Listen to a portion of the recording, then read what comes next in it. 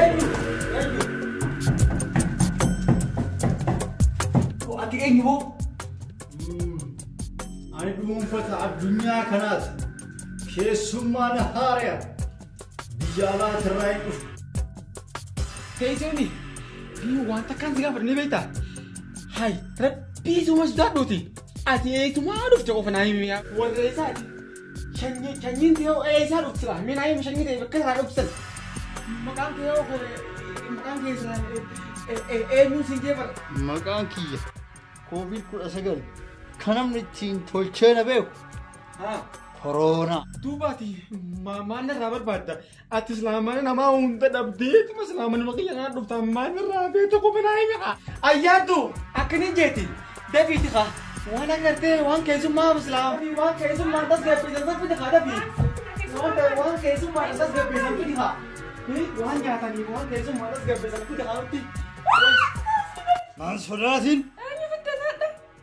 Caallisii deemiti waan nyaataniif xuuxxoo cammaqitee fidi haa? Xuuxxoodhaa na ajjeesuu deemtaa? Maaliifin si jeesu deema? Asiiraa asii fidduu tisiin tasgabbeessu deema liyaani? Xuuxxoon na ajjeesti kaaduu. Si jeefti islaa? Ati addunyaa taarra dhabana godhu deemtaa akkanuma laaftumatti. Duuba maal asii dhufu waan fedha labadhu haa waan biraa mee hayyee haya? Ani waan takka fedhu lubbuu namaatiin fedha. Laakiin na hundamti jiraachuu ni beektaa sila? Duuba eenyuun kan naaf qo'ime?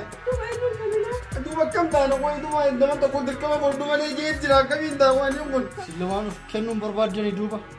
Sillamaan keessaa ol ka'ee kan hin barbaade fudhadhu. Namni keenya biyya alaatii fi biyya keessa dhumaa jira. Kanuma laaleetti qishoollee garuudhaaf yaaqi rabbi sodaadhu. Namni keessan baay'ee sin jala dhumataa jira. Namni keenya biyya alaatii fi biyya keessatti baay'ee dhumaa jira. Yaaboo tanumaafuu gara nuu laafimee rabbi sodaadhu. Dhugaa waan namoonni kijiba. Dhugaa baana. Wayi silaata akka ta'e na fudhachuudha. Silaata akka ta'e na fudhata. Yaa koorela ana kophaan fudhatanis moojjii na fudhadhu malee. Garuu eega seenaa keessan hunda kana natti himtan isin garaana nyaattanii isin teessaniifuu beeloftuudha.